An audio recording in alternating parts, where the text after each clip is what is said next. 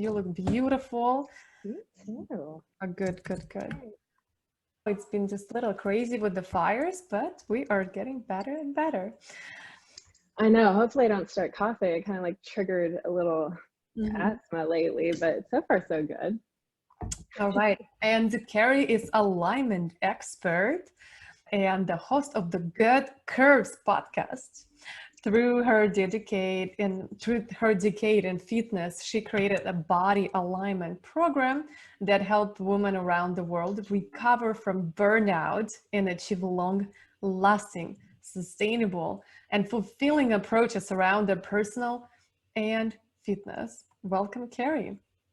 Thank you for having me. I love human design. So we've talked about that before, me and you. So yeah, I'm super excited to be here. I love everything this is about. And really, thank you so much for having me on here. This is cool. Yeah, we are here to talk about the foundation and the power. What I say, it's a foundation in our life. Well, it comes kind of a last, I think, in the business.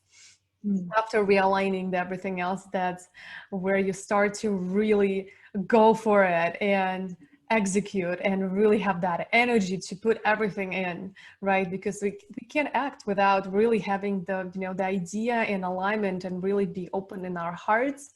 So that really creates. And also our lovely topic, which is right, sales, and it all comes from that place of really being in alignment with first chakra and everything else. But before, I would love to hear how, I know that you've been burned out, and what was your story? How did you and as a projector, it's just well, I only found that out beginning of this year, and it's been kind of a fun trip finding that out too. I kind of listening to your story with Karen earlier was interesting because it's quite similar to mine in a way.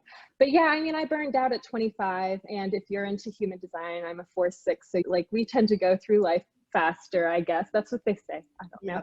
But I burned out at 25, which is younger than a lot of people, but I was really someone who, if you say this is the right way, I'm going to be coachable and I'm going to trust you and I'm going to go after it. I can be stubborn about some things, but for the most part, like I've always been someone who's like going after something, right? That's that like first chakra, that ambition. I have to, I got to do this. I got to be better. And what's funny about my chart, it's almost completely open. I only have 2 defined centers. So that's what's fun. I only have the G center in the throat. So I have no motors.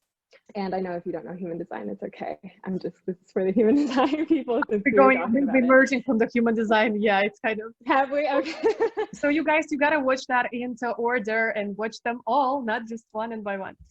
Yeah, kind of mind blowing, especially if you're a projector. It's like, oh, it makes so much sense. So basically, I'm a projector and no motors, which means that I run off of a lot of other people's energy. And that means I was doing that a little too much and my body couldn't cope. And so I had a burnout. What this looked like for me was a whole list of hormonal issues, right? So what led to that was really, I wanted to be the best personal trainer. I was in Singapore, PTing at that time. And if any of you have been a personal trainer before, you know that the hours are like 12, 15-hour days, right? You work before people go into work after people leave work. So I had really long days. I was still trying to train a whole lot. I was still trying to meet this like physique, that I had in my head, that I have to look like this for A, B, and C reasons, especially since I'm a coach and I'm in the fitness industry. And I got in modeling at 15. So like, that's just something we taught conditioning. Like, that's just something I've always known I had to do. Well, in trying to be the best coach I was trying to be, I ended up not being able to coach at all, right? And I gained like 20, 30 pounds out of the blue. I was still eating at a deficit for the most part, still training, doing lots of cardio, lifting every like 5, 6, 7 days a week sometimes, and just going. And what ended up happening is finally my body was like, I'm done. I couldn't, if I stood up for more than 20 minutes, everything from my shoulders up would start cramping, including like my neck, my tongue. Like it wasn't any fun. It was the first time I had a lower belly. I've always been like an athlete. So like a lot of the weight just gained around my stomach. I had hair falling out. I had hot flashes. I had eczema everywhere. I had insomnia. I had, you know what I mean? Like the list is really, really long. I never been so depressive. I've never had anxiety before at that time either. And so it was just like one thing on top of another. And doctors kept telling me I'm okay, nothing's wrong, just take a day off. And so 3 doctors, blood tests, later, I'm like, you know what, this is not working. And I finally had to just kind of pause and take a whole week off, which when you're a personal trainer, you take a whole week off unplanned, you lose income that you thought you had coming in. So at that time for me, that was a really big hit, but I just kind of, I rolled out of bed one day and just tears started flowing out my eyes. And I'm like, enough, like, this is not working. Something's got to change. And that's, you know, I canceled all my clients that week, and I sat and I was like, this is where I'm at. What am I going to do? Because whatever I've been doing over and over again is not working, and something's got to give. And that's kind of just when I flipped everything. And well, I guess now I'm 30, going to be 32 next month, and life looks very, very different. I mean, currently I'm in LA. Who knows where I'm going to be here and there from, you know, I'm from Singapore originally, but now I live in LA, and six-figure business is really nice. I work usually 8 days a week, unless I want a month, 8 days a week, that would be too much, right? 8 days a month, unless I want to work more. If I want to launch something, if I want to do something, I have the space to do that. And I get to work from a very full cup all the time. So I don't know, what do you want to know about my story? I think that's absolutely perfect and wonderful and awesome. And that would exactly happen with me. 24, I was in the middle of 24, 25, burned out, like you wake up and start crying unshakably just.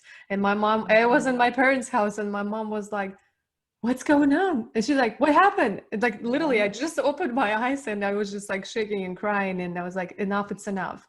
Okay. So what I wanted to talk to you, you are such a powerhouse and you are so amazing at sales. And I would love to give this tangible, not a feedback, what is the word for it? Tangible actions for people to really learn how to sell, because as a projector, why I found that it's so valuable, and not always for projectors, but we get to really wait until we get to offer something to somebody. So it's like it's really truly art to learn how to sell well when you are a projector, and you've been able to build that business really quickly, fairly quickly, I know. And how did you do that? So funny. I feel sometimes it doesn't feel fast and it takes forever, but sometimes it's like, holy crap, yeah, it did happen pretty fast. We can either talk about selling for projectors and my experience around it. I'm not a HD expert. We can talk about that, but really it all comes down to like the energetics of things. And it's been very interesting selling. Tell me exactly what you want me to answer. What would you like me to answer right now? You were just going into exactly perfect answer. Projectors? No, you can the whole energetic about projectors, but I mean in general, we're not all healed projectors. Yeah. Okay. So I'm just going to try to bring it down to this, and it usually comes back to this. I am a very mission-based person. And so with me in alignment, if my clients are not going to somehow align with my mission, I'm not going to bring them on. Right. And so it's a very simple decision because I am so clear. So before we can even talk invitations or anything like that, we have to talk individual clarity. Right. And if we are very clear about who we are, why we're here, and what we're supposed to do, then the decisions become very easy, and it causes a lot less stress on you, and it causes a lot less stress on everyone you have to interact with. So if we can agree on that, then cool. Right. And it's, when you are so clear, so I'm going to use myself as an example. So because I'm so clear of what I am here to do and who I am and what my best asset to this world is, because I am someone who is, you know, I fully believe in everyone has this unique role in the world, I keep doubling down on that. And because I keep doubling down on that, people's businesses or their fitness or anything like that, they get the chance to really align how they want to align as well. By me living out the way I should be living, they get to live out the way they should be living too. So these are all win-win situations, which, you know, I am trying to create in my world from the body all the way to the business. If you made more decisions that were win-win in your body, you would learn how to do it in your business too, very easily. Body's very tangible. Sales is tangible when the money comes in, when something is built, you know, things like that. So I love the body. That's why I do love fitness as a start, because you get to see the energy in action. And so it's really just this switch that we have to make sometimes for our sales to start happening. I'm sure there's fitness coaches and health coaches here. Once you help your client make that switch from like surviving to thriving with their body, with their physique, whatever, you know, you're coaching, you see everything starts to become very easy, right? We've all experienced this too. It's the same with sales, the same with business, it's the same with knowing who you are in your relationships, all of it. Does that help Yeah, answer? absolutely. Yeah, absolutely. It always comes to body because our body is so intelligent and it does know more than we do know here. And there was a study, oh, it just pops up in my mind, where they did this kind of a game with the cards, and the main reason was was the takeaway that there was the four decks of cards, and two of them was already winning ones, and two of them was already prior that like failing, and our body starts to signal the right answer a minute and a half before, 90 seconds, and the mind only catch up after 90 seconds. Isn't that crazy? Like that is Oh, I love it. it's I just love stuff like that because it also shows which side you're on depending on depending on like your decisions, right? And so when you pick the decisions that are, we'll call them the surviving, just to make it simpler, the surviving decisions, you get stuck in this process, and we all know what this is. Sure, maybe it's more like this and you make more money, so you're repeating the process here. Maybe you make a little more money and now you have 6 yachts. You guys are talking about yachts later, and like now you're repeating the cycle up here, but there's always that thing that's missing, right? And so when you come over to the thriving side, it's no longer this cycle that you're stuck in. It's kind of more like this. If you're very conscious in your decisions, if you're being true to yourself. And I know this sounds so like woo-woo and cliche, but like I've been testing it, and guys, it's kind of mind-blowing. yeah. But yeah, it starts to just go up. It starts to look very, very different. And Yeah. it doesn't mean money all the time. It doesn't mean money all the time. Absolutely. I mean, abundance is not always materialistic abundance, right? And it's just a tool that comes in as a reward of you being really aligned and giving more than taking into the world. Let's go back to the strategy, right? To the sales. Like, what is the one best strategy that for a sales call that you can advise? So I get asked this by my clients all the time, and it's like the same answer every time. And it's so simple. It's be honest. Like that is my biggest sales strategy. You know, if you talk to coaches who do sales, like who are like sales coaches, and they're just like, we really don't like giving you a script. There's a reason why we don't like giving scripts, and that's because it's not genuine at the end of the day. It's a good guide to help you learn maybe a process or something like that. And strategies, I'm all for them. Scripts, I get why they're needed sometimes, like all these things. Whatever your question is, well, how do I do this when this happens? How do I do that when that happens? If you are in line and clear about why you're here and who you are, all you have to do is be honest. Does it take practice? Yes. But I think most of us would rather receive an honest answer, right? Like Victoria, if you came, for example, you came to me and you're like, hey, here's what I have a problem with, this, and this. And I'm like, okay, do you want me to sugarcoat it, or you want me to be honest so that you know what to do? Which are you going to pick? Honesty. Well, it's honestly that simple. You don't need strategies. If you really care for who you are talking to on the phone, let's say it's a sales call on the phone, then you are going to either learn how to lead them the right way, right? So that means you might have to coach them into investment, for example. Does that make sense? Like if that's where you're going, then you have to just lead them into, hey, this is how you invest for yourself. I don't care if it's with me or somebody else, but if you keep this going, then we're not going to go anywhere, right? Or if it's, hey, this is a better coach. Like, I'm sorry, I lost my train of thought there. So bring me back to it. Yeah, that was the strategy, the sales strategy for It's just honesty. So if you're on mission, it's very easy. All decisions from there are very easy. Do I ask her? Do I probe her? Do I leave her alone? These are all the questions we have. It doesn't matter if you are very sure about who you are in your mission. So I'm sure, was it Amy was talking about leadership, right? Yeah. It starts a lot with leadership. If your leadership is in line, and you know who you are and what you're doing here, then the sales call is going to be easy. So I could always give you tons of strategies. People can be like, oh, if they need this, they need safety. They have to talk to your spouse. This is what you do. And we can always go over those things. But at the end of the day, yes, you got to lead yourselves first. Absolutely. And if you do that, it's just yes or no, very simple. You'll know what to do on a call.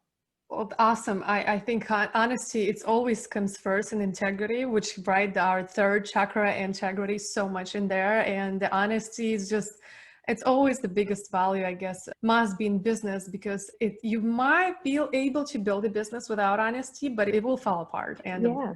it won't survive for long. So yeah, the same sale as what drives our business, basically funding and money coming in.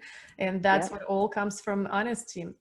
How do you, right, you touched up on that you can give you the, like, people the strategy if you want I to can share one with you guys, actually. Do you want me to share like one little strategy with you guys? I should really throw this in. Yeah, Okay. I'm sure It's 3 steps. And you can use this for anything in life, because I don't know if you guys have heard, like, everything in life is a sales call. So once it clicks for you and you get it, then you see it everywhere. So the 3 steps are very simple. It's 3 E's. You got first empathize, empower, and then enroll. So this is if you need a little more guidance, this is where you can start, right? So empathize, we always talk about connecting, understanding, and really you have to understand where they're coming from if you want to know how to beat them. So what happens on sales calls a lot is people get pissed off, right, at the other person. Oh, you're just pushing me. Oh, you're just pushing me. And that's because a lot of the people we're talking to on the other end of that phone, they're very reactive. They're in a survival state. It's what I call zombie mode. So there's a lot of defensiveness. There's a lot of anxiety. There's a lot of fear, right? We've come across this all the time. And sometimes there's no trust, depending where they are and what kind of clientele you have. Well, if you say certain things in certain ways to people, you yourself get frustrated that they are in that state, well, they're just going to react back. And so sales just becomes ugly. You see, just not empathizing already gets you off to a bad start. Nobody wins in that process. So understand, empathize with them, understand what they're seeing, connect with their pain, because they're coming to you because of pain. They're trying to have you fix a pain. So connect with that pain. And then once you understand it, you then know how to empower them.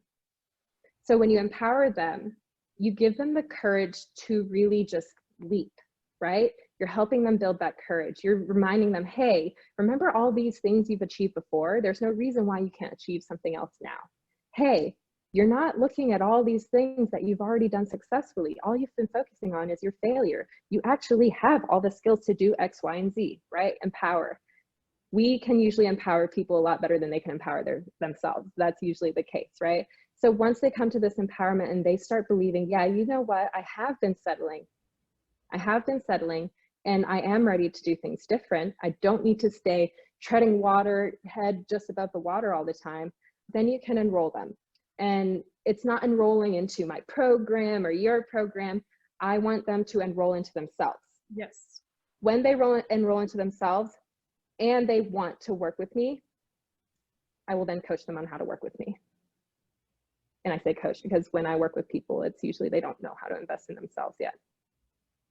So does that help? Empathize, empower, enroll.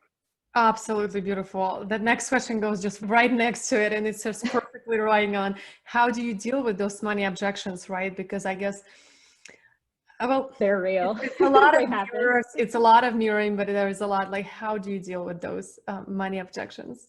Yeah, you know, it's really fun to watch. I coach a lot of fitness instructors, and it's really fun to see like what happens when money objections come up to them, because they have no problem with one aspect of fixing energy, but then when it comes to the money aspect of fixing energy, because I'm sure all of us here, we have heard money is energy, it is the flow of energy, yada, yada, yada. So there's different ways energy flows. There's fitness in your body, right? And then there's money, which is like our bank accounts and stuff like that.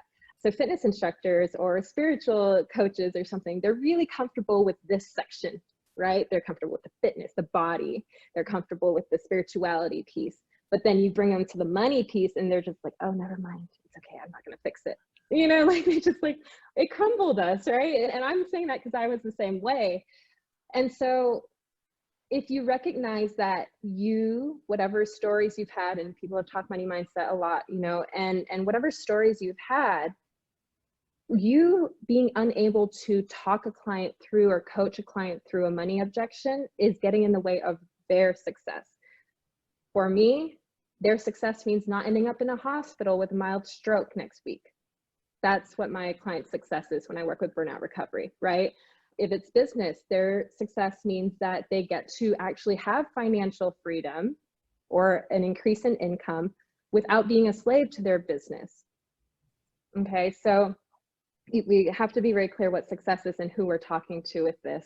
But yeah, does that help answer some things? Like, Yeah, I'm sure it exactly. does. I'm sure it does. And, the money objections also a Yeah. lot of times comes in when we're just not giving enough value for people to understand, like, what is the Hmm. value in the program? And you can definitely coach them through. Or maybe it's just their objections of, Yeah. they're like, oh, I don't know. Am I going to ask my spouse? Maybe I'll like share with them, but that's Hmm. another issue, right? It's not really money Yeah. objection. It is So if we understand the flow of, money is just another thing of flow, and it's the same issue. So a lot of us have the same issue. So if you look at coaches right now, we have a lot of coaches who have no financial flow coaching in other areas of flow. All you have to do is take what you practice here so well, move it over to the money side of that flow, apply the same things that you figured out in other areas, and that's going to help you with the money objections. So when it comes to things like, let me go ask my spouse, sure, I get it, right? I want to ask my partner too if it's a big financial decision. I think that's great. I coach them on how to have that conversation. If they have to figure out, well, I need to go find the money, I coach them how to figure out the money. I don't spend a whole lot of time on it, but I help them with it. But that decision, the money objection should only, it's as long as I have one money objection, right? My first question is, well, before we even talk about the money, because this is how little I care if money is an objection. Before we even talk about the money, like, do you even want this program? Is the value there for you? I find out if the value is there first, because if the value is not there, I'm not going to invest my energy into it. I'm a projector. You don't recognize me, you don't invite me, I'm not going to work with you, right? And I think that's something really every coach can take. Recognition and invitation is really important to guiding. I don't think it's just for projectors. I think it's important for guiding. If the walls don't come down, there's no communication that sinks in. So first I ask, okay, do you want the program or not? Is this something you want to do? Because money is just money. Money is just flow. We can get money. We can find money. We can figure that out. If you say yes, we're going to figure it out. I help them do what it takes to figure it out, whether that's how do you talk to your spouse so that they actually understand you are suffering in your body right now, right? If I had to go, if let's say my health is poor and I have to go to my partner and I'm like, so there's this $12,000 fitness program that I really want to join. Is that okay? Can I go do that? Yeah. No, why don't you just go join a gym? There's no communication on what the value really is there, right? When it comes to the spouse. But so this is what I coach them on. I say, hey, I don't feel good in my body. I haven't felt confident in a really long time. I don't know what is going on. My hair is dropping out. My stomach is just showing up suddenly. And I'm super depressed and I cannot wake up another day and feel this tired and like a truck ran over me. I need this program. I trust this coach. Can I do this? Can we make this happen? You're going to get a very different response from your partner when you do that. So money objections, I coach them around the money objections because a lot of them have never invested with themselves like this before. Mm-hmm. To coach them on that, you got to understand surviving, thriving, and the different energetics that takes.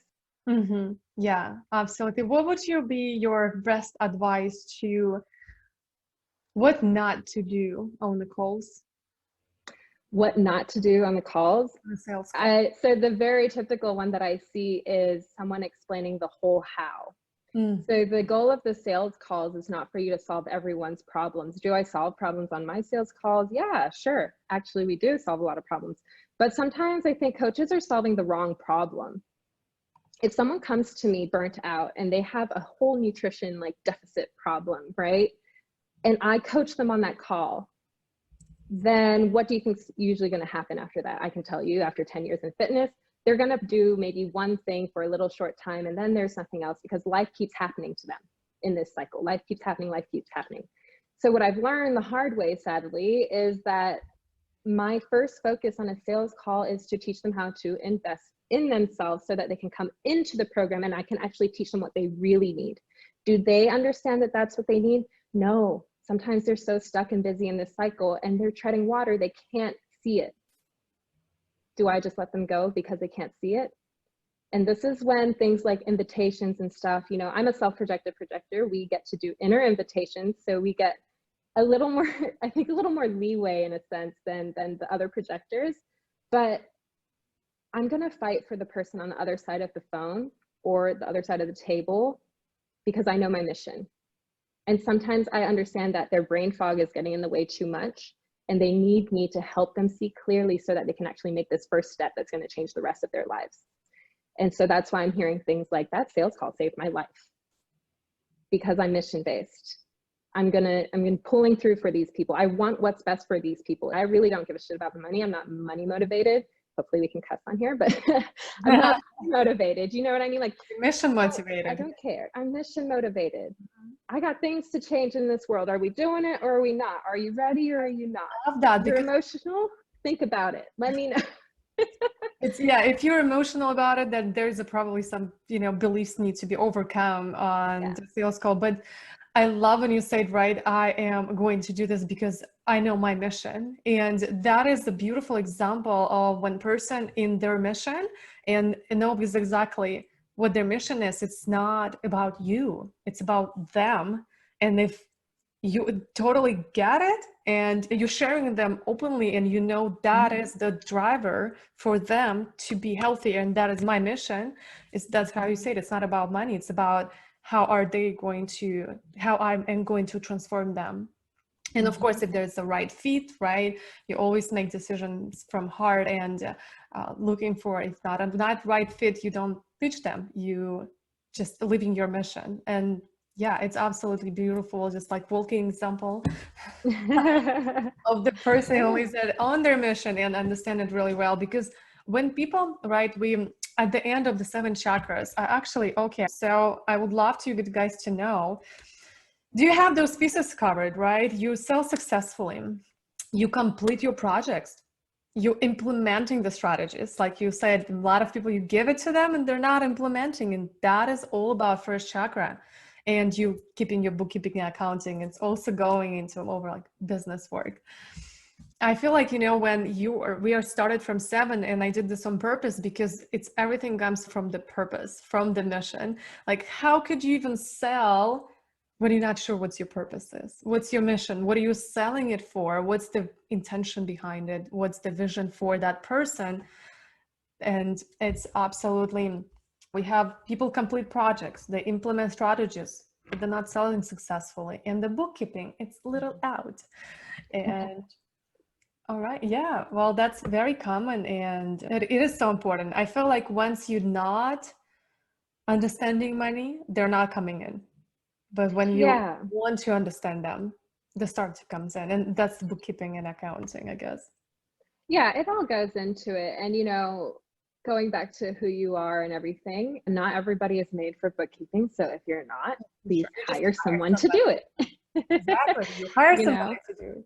But all this goes right back to honesty. The more you do this work, the deeper you go into this work yourself, the more honest you can be on the phone and rely less on strategy. So while I like entertaining people with strategy, it's an entertainment, so that while you get to where you are, you can start to be a little more honest, on your calls. Absolutely. So share with us, what are you gifting to? I think it wasn't like a real gift, but it's an amazing gift of your time. I know it's a call. Yeah. So I do alignment audits, and these are really fun alignment audits. And like I said, when you do things from a very aligned place, it doesn't happen like this so much. It happens, you would think it would happen like this. It tends to be more quantum, and the websites and things, the quantum changes. So we're going to do an alignment audit. I'm giving you guys a special discount. Please make sure you use her code, because most people are paying full price for these. And so on this audit, I see some of you aren't selling successfully. Those usually come down to a few of the same things. One of them being like, do you even believe in yourself that much? And do you really believe your product? Do you believe in what you're doing? And that's a personal leadership as well. So it can be something that simple to maybe you haven't even figured out who you are. And so what you're selling has nothing to do with your design. And if that is the case, then that's very simple. We just take a switch over and you test it out, and it should be more you. And if it's more you, it works. So that's what we kind of accomplish here. And we can do that within the body. Some people should be starting with the body.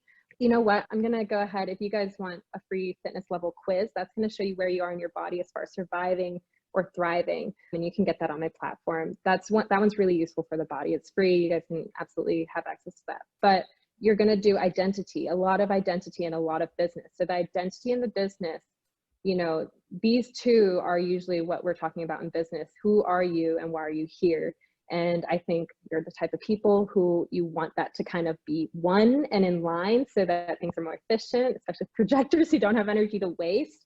That's what we do on the call. And it's kind of magical. It's really changes everything. Absolutely. We have a question. I remember when it was coming in that we get to be really physically, well, to business be really successful. And does that mean if you're not physically fit, what you are less likely to succeed in business? That's a good question. So what's really fun about what all of us coaches do is that if you take a step back, we do a lot of the same things, right? It's just, do you want to come in with fitness? Do you want to come in with spirituality? Do you want to come in with business? At the end of the day, those are all tools and strategies. And like I said, it comes all the way back to who you are and what you're doing here. So no, it doesn't mean that if you're not fit, you're not going to do good in business. Maybe business is where you have entered this work and you've really figured the business out. So my clients can range from broke to burn out or super rich and super unfulfilled. It's the same problem. Does that make sense? It's the same problem. So if you figure that out in business, see what works in business, what feels good and what works, then you can bring that over to fitness, your identity, to a lot of things, your relationship. If you just take a step back, you realize it's really the same problem. I always say same problem, different onion, because there's all the layers and they make you cry. That's what it is. It's all the same thing. So no, it doesn't mean that, but if you want to get better, it will help. So thank you, very helpful. Awesome. It was so lovely to chat with you. And when I met you, I was like, another projector here. So great, great seeing successful projectors, because most of us is just like hide after burnout. We tend to really go and hide and not living our best selves. But I mean, what world will miss if you're not gonna be here, right? Burnout. I have so much fun. I have so much fun. You guys can definitely have fun doing this too. Please don't think that you have to like work to like get the life that you want. No, it's really quite the opposite sometimes. So yeah. Cari, all right. Thank you so much. And I just want to stop a recording. And if you love this episode and you would love to see more of that, click the subscribe button to Purposeful Woman Podcast.